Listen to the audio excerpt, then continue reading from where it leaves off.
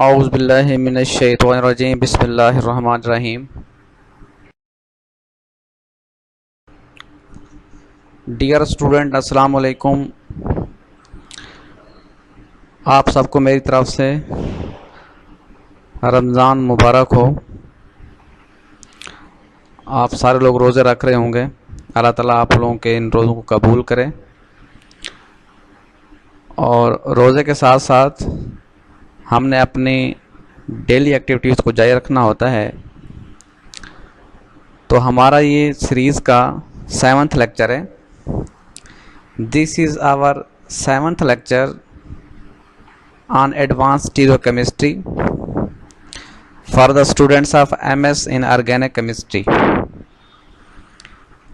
Today we will discuss identification of stereochemical relationships if the compounds contains more than one chiral centers, then there is a possibility of other isomers. It is a very important topic and it will give you more information about the stereochemistry, and then you will observe and you will feel that why stereochemistry is so much important in the field of organic chemistry. Key concepts of the lectures are identification of stereochemical relationship between two or more isomers. In this we will discuss the relationship of enantiomers, diastereoisomers and maybe identical compounds. If the compound is showing identical relationship, then we must understand that the compound is identical. These are the key concepts.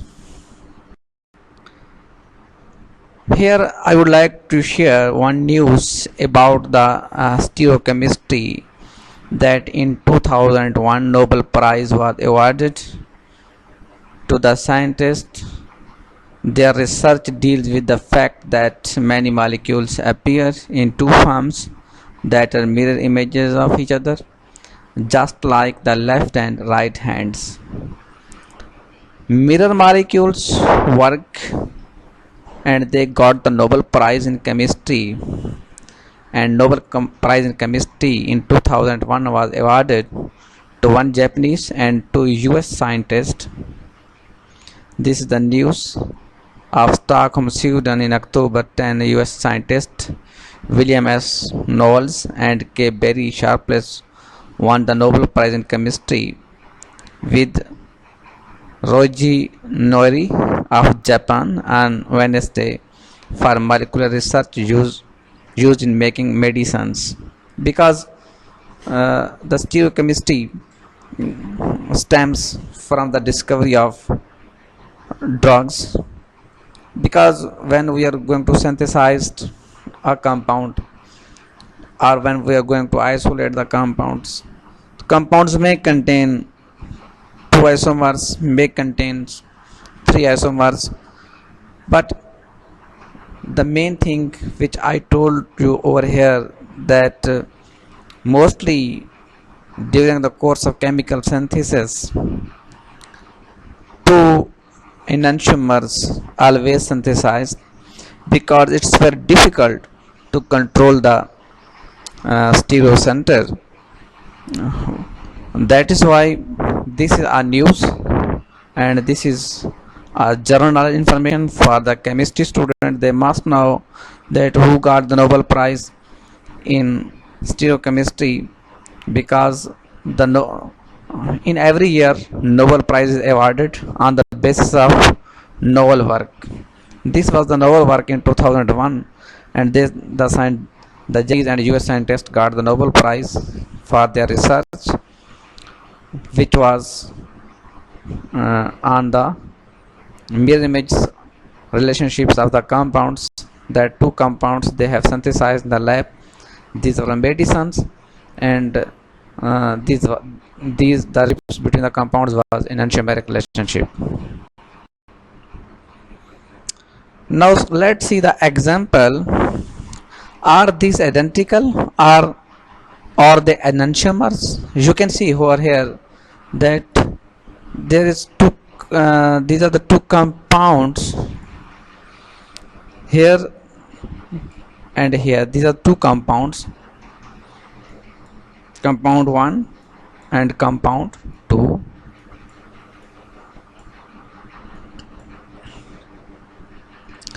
Just here there is need to tell the relationship between the two compounds. We can, here you can use to change the group, to interconvert the group, like this. Step 1, bromo is going to change with the methyl,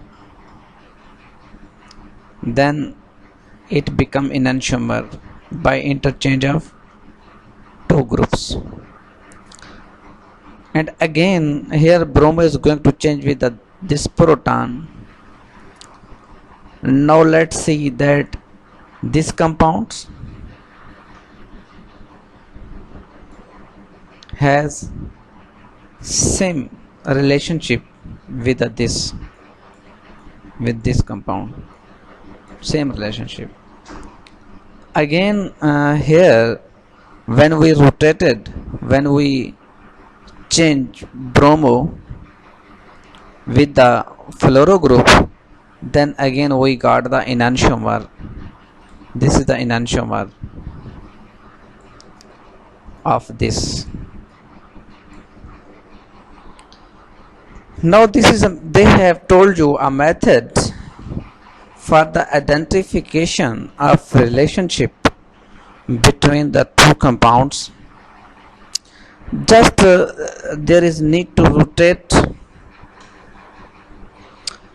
two groups. The rotation of two groups results in the formation of an enantiomer, and again when there is rotation of two groups, it results in the formation of a same compound. This is called identical compound.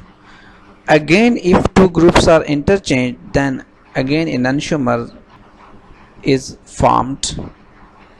These are the stereochemical relationship for the compounds. This is the general examples through which you can use the method of interchanging of groups. Usually we try that the lowest priority should be behind the plane, then we correlate between the two compounds. How to name the enantiomers?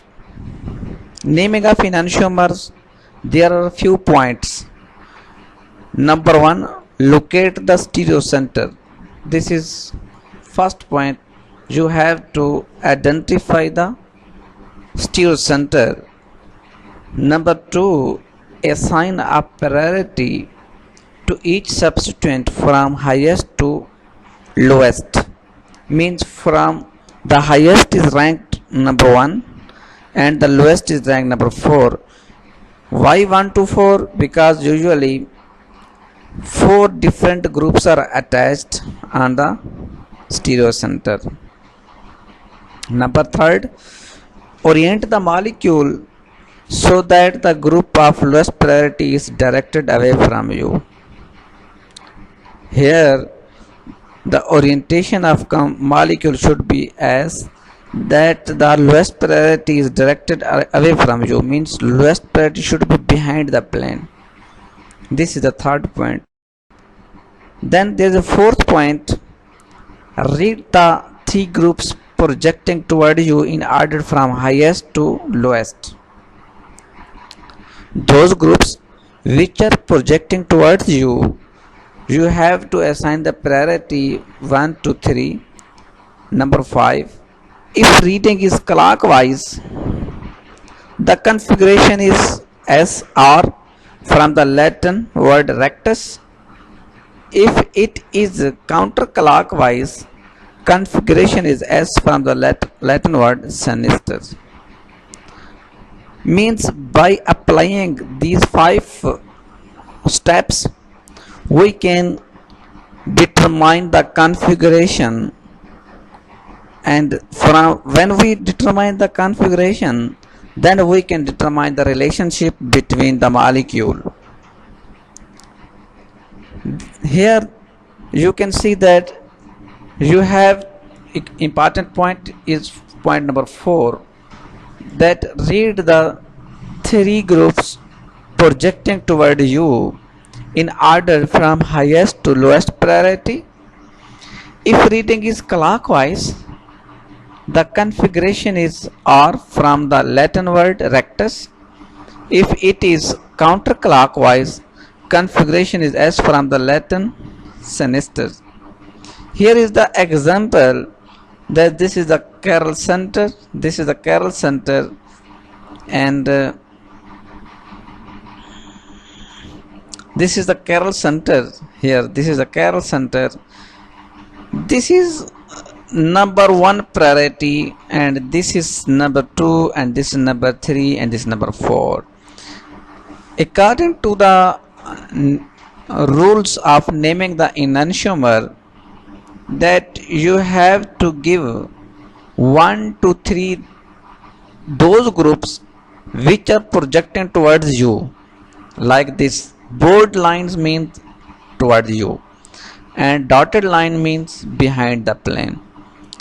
When we draw the reading from 1 to 2 to 3, then we see that it is clockwise direction. This is right mean rectus, clockwise. View with substituent of lowest priority in the back.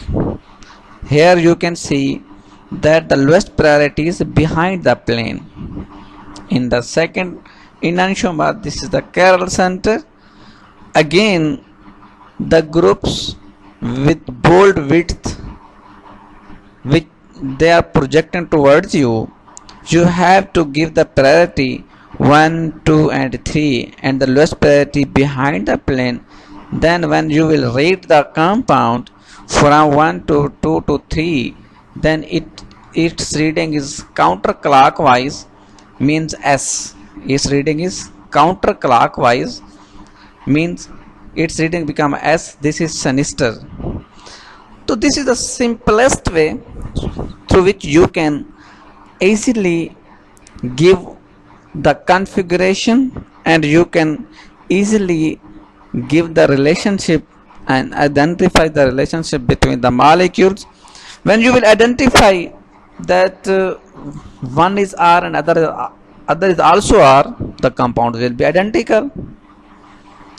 If the compounds one is R and other is S, then they are enantiomers. Then by using these examples and rules and these steps, you can identify the relationship between the two now molecules. You have to try. This is the example. First step is to identify the chiral center.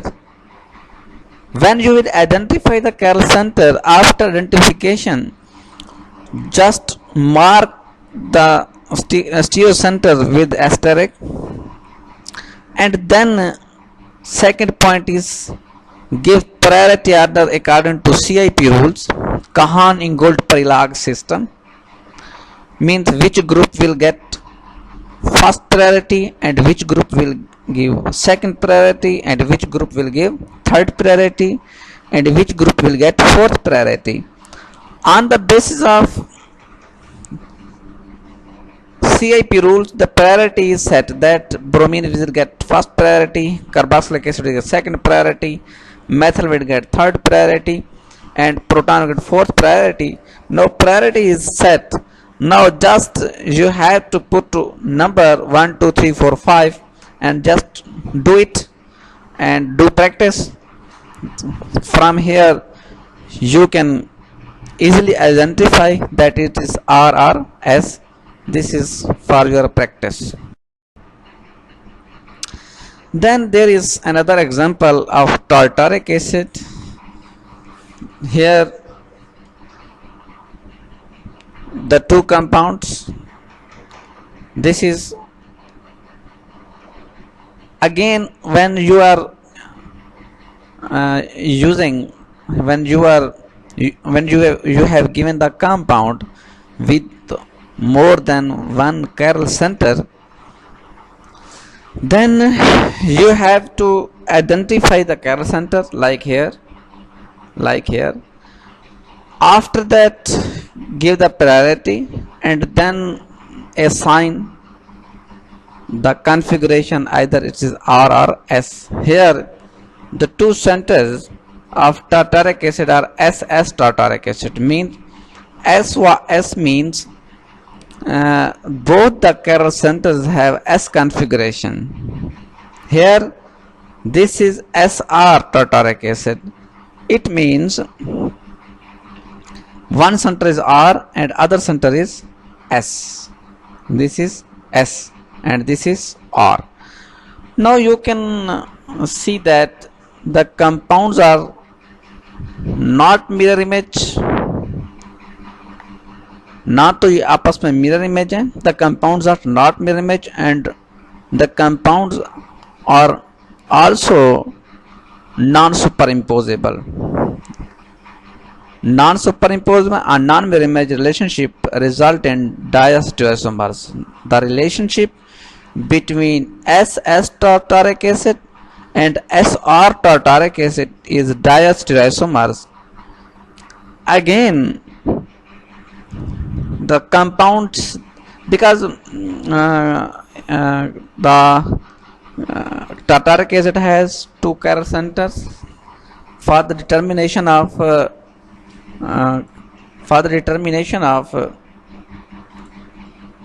stereoisomers, we use formula 2 power n. 2 power n means 2 power 2.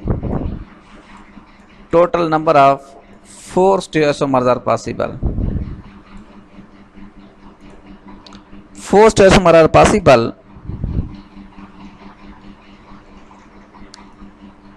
That is why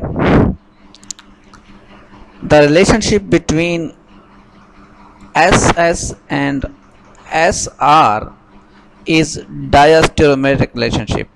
You have identified from here that these are non-mirror image and these are mirror image. The compulsory condition for the enantiomeric relationship is that both should be mirror image. Here one is not mirror image. That is why this is not mirror image and non-superimposable. Then we use term diastereoisomers. Again, the other isomers, stereoisomers of tartaric acid is RS tartaric acid. Again, here is chiral center, here is chiral center. We identify and we assign the priority according to the CIP rule. Here it got R configuration, it got S configuration, and here again R and S configuration. This is RS tartaric acid and this is SR tartaric acid. If you see that the compounds are non-superimposable mirror image, the compounds are non-superimposable mirror image. That is why the relationship between the two compounds is enantiomeric relationship. Now from here you can see that what is the relationship between these two compounds.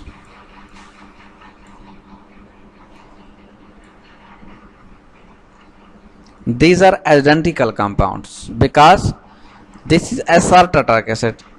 And what is the relationship between this compound and from this compound? Again, they are diastereoisomers. Means different possibilities are over there and you have to try, and when you will try by drawing the structure of the tartaric acid, then you will easily identify the relationship between different possible stereoisomers in tartaric acid. Now question arises, why they are not enantiomers? These are if we see that the compound, this has R configuration, this is S configuration, this is mirror image of this, and this is mirror image of this, and compounds here you can see that there is plane of symmetry.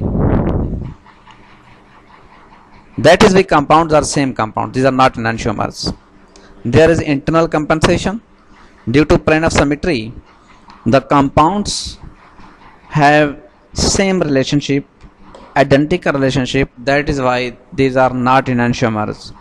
This is a meso compound. Here the explanation of the previous slide. The compound has same molecular formula, yes. The compound has same connectivity, yes. Compound is mirror image, yes. Is compound is non-superposable? No. Compounds are superposable, means compound is achiral. Why this is chiral? Again, there is plane of symmetry in the compound which make the compound achiral. This is the simple explanation of the tartaric acid, that when you are using the tartaric acid, first identify the molecular formula, that compound has same molecular formula, then identify the connectivity, the group which are connected like this group of connectivity, same connectivity. Mirror image, yes, compound mirror image. But when you see the relationship that compounds are superposable, that compounds are not superimposable, then the compound is achiral. This property, the achiral property of the compound, make the compound same compound, and that is why they are not enantiomers. Now you can see, which I have told you, that this is the plane of symmetry. Plane of symmetry means when you are going to divide into two equal halves, when anything, this part and this part have equal mode of rotation.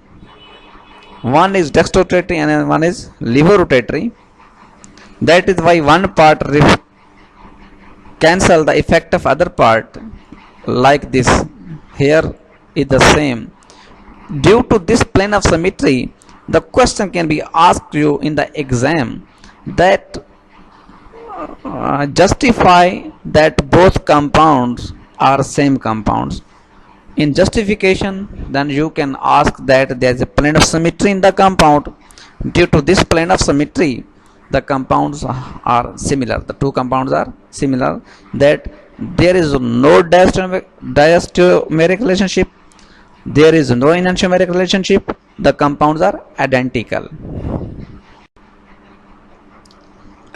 Next, the diastereoisomers have different chemical and physical properties, as I have told you in my previous lectures, that enantiomers have same physical and chemical properties, but diastereoisomers have different physical and chemical properties in any type of environment. But in case of enantiomers, if they are in aqueous solution, they possess different structure. Means if we are using chiral environment, chiral auxiliary agents, then the enantiomers can be differentiated, discriminated. But for diastereoisomers, there is no need of any environment, no need of any solution. They both possess different physical and chemical properties, like this. This is SS tartaric acid and this is mesotartaric acid. Here alpha D is minus 12.7 and specific rotation is minus 12.7. Here it has 0 because there is plane of symmetry. This is mesotartaric. Melting point 171, here melting 146, density 1.75, density 1.66, solubility in water 139, here 125. From these parameters, it is very clear that diastereomers have different physical and chemical properties. Now I have discussed a lot about the compounds derived of chirality. The necessary condition for a molecule to be chiral is non-superimposability to its mirror image. Classes of the molecules of chiral center are allenes, cumulines with even number of double bonds, alkylidene, cycloalkanes, sapyranes, the hindered biphenyls, so-called atropisomers, helicenes, cyclophanes. These are the all examples of the compounds derived of chirality. Because if the compounds has chiral plane, there is chiral auxiliary plane in the compound is chiral, then again we have to set the relationship to identify the relationship between those compounds which have no chiral center. The examples of these compounds, the compounds which are derived of chirality are allenes, cumulines with even number of double bonds, alkylidene, cycloalkanes, sapyranes, hindered biphenyls. The hindered biphenyls are called atropisomers, helicenes and cyclophanes. Here you can see that stereoisomer is the stereoisomers in compound with no chiral center. This is allene. Here we put the mirror, the compound, the mirror image, but non-superimposed. That is enantiomers. Then spiro compounds, when we put the mirror, the compounds are mirror image but non-superimposable. Here other compounds, cyclophanes, these are called cyclophanes because they are ring structure, big molecules, and here the compounds are, when we put a mirror, compounds are mirror image, but when we place over here the compounds will be non-superimposable mirror image. The importance of exochirality organic chemistry was recognized in 2001 when Roger Nouri was co-awarded the Nobel Prize in Chemistry in part for his work with highly selective catalysts derived from the exochiral binding ligands. As I have told you in my first slides that the stereochemistry, the scientist got Nobel Prize. Why now the importance of exochirality to the organic chemistry was recognized in 2001 when Roger Nouri was co-awarded the Nobel Prize in Chemistry in part for his work with highly selective catalysts derived from the exochiral binding ligands. Here they have discovered two ligands that they are mirror image. This is R2 diphenyl phosphino, 1,2 diphenyl phosphino, naphthalene, 1-yl naphthalene. This is S, this is R enantiomer and this is S enantiomer, and there is excess of, this is the excess of chirality. Again this is the, here is the excess of chirality over here. This excess of chirality make the compound chiral. Exochirality, non-planar arrangement of four groups in pairs about a chiral axis. Exochirality is exemplified by allenes, as for example carbon double bond A, B, C, D, four different groups, and by the atropisomers in ortho-substituted biphenyls, and by atropisomers this is ortho-substituted biphenyl, this is ortho-substituted biphenyl. When there is substitution in the biphenyl, then there is restriction in the movement because single bond has free rotation. When the groups are attached, then through hydrogen bonding, through other covalent interaction, the rotation about the single bond can be stopped, can be restricted. That is why they are called atropisomers. This is the allene. and this is the biphenyl, substituted biphenyl. This is substituted biphenyl. This is the axial chirality non-planar arrangement of four groups in pairs about a chiral axis. This is a chiral axis. Again here this is a chiral axis.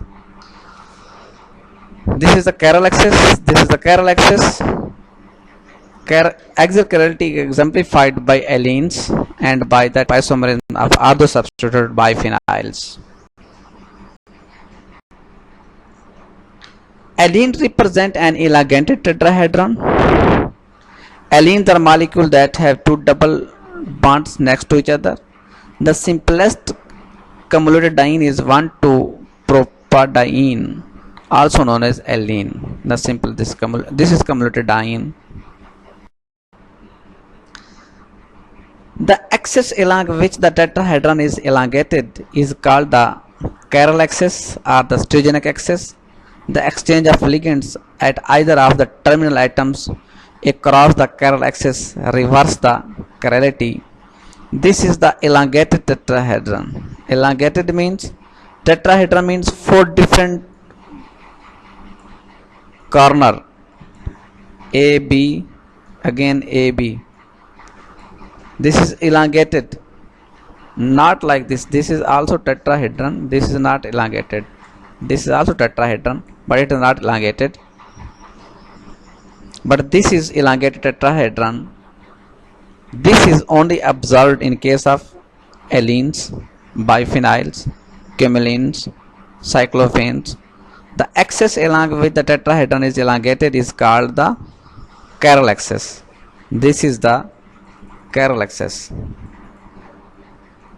On the stereogenic, this chiral axis is also called stereogenic axis. The exchange of ligand at either of the terminal atoms across the chiral axis reverses the chirality. This is elongated tetrahedron. You must understand the elongated tetrahedron. The groups A and B at one end of the system lie in a plane at right angle to those at the other end. The two pi bonds are thus orthogonal, therefore no conjugation between the two double bonds. The terminal atoms at C1 and C3 in allenes are sp2 hybridized and the carbon in the middle is sp hybridized. The three atoms CAB lie in a plane CAB. There is single plane, and this is the simple overlapping of orbitals in the allenes. The allenes of general formula: carbon double bond carbon possesses a C2 axis but no sigma plane and belong to point group C2. Here C2 group line, point group C2 is observed. If 3 or 4 of the substituents are different, as in carbon double bond carbon in allenes, the C2 axis also disappears and molecules are totally asymmetric. The C1 point group. This rule applies to all axial chiral molecules.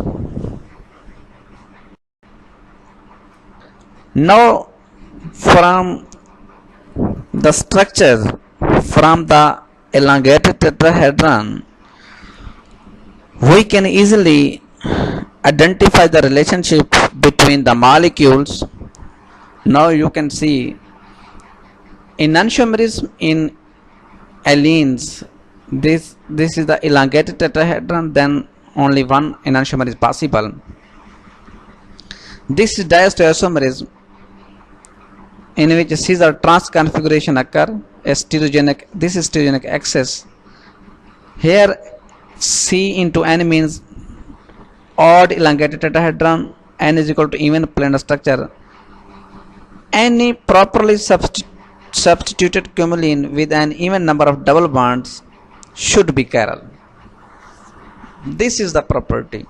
You have understand that if any properly substituted cumulene with an even number of double bonds should be chiral. An additional sequence rule to specify the sense of chirality is near group precedes far groups. The groups which are near, they get priority if we view from this side. If viewing that, this first we will see AB and we put A1 B2, and then comes other AB, we give A3 B4, and then we give the priority A1 2 3. Then this configuration is S configuration because this is counterclockwise.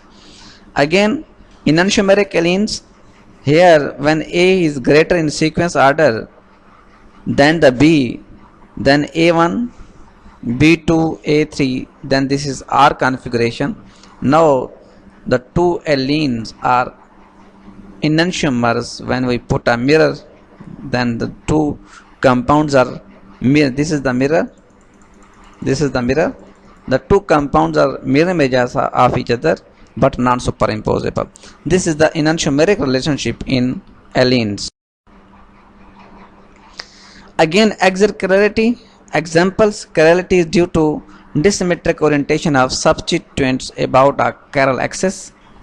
Again, the same which I have told you in the previous example. When we put a mirror between the two compounds, then two compounds are mirror image but non-superimposable. That is, one got S configuration and other got R configuration. Both have enantiomeric relationship.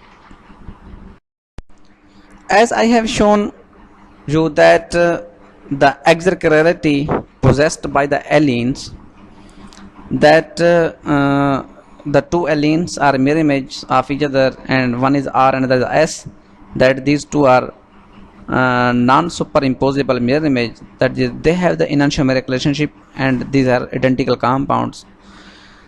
This was the whole story about the stereochemical relationship of the compounds, and further relationship will be discussed in other lectures in which we will discuss the homotopic, enantiotopic, destotopic and enantiotopic ligands, enantiotopic phases. This was the simplest lecture on the stereochemical identification of the compounds. Dear students, you have to go through the lecture, listen the lecture carefully and solve the examples which I have given in the lecture. I am pretty sure you can do it, but for this there is need to do the practice, because practice makes a man perfect. If you will not do practice, then it will become difficult for you to distinguish between the enantiomers and isomers. If you have any question, you can ask me. And this was our 7th lecture on the advanced stereochemistry course. Thank you. Allah Hafiz. Good luck.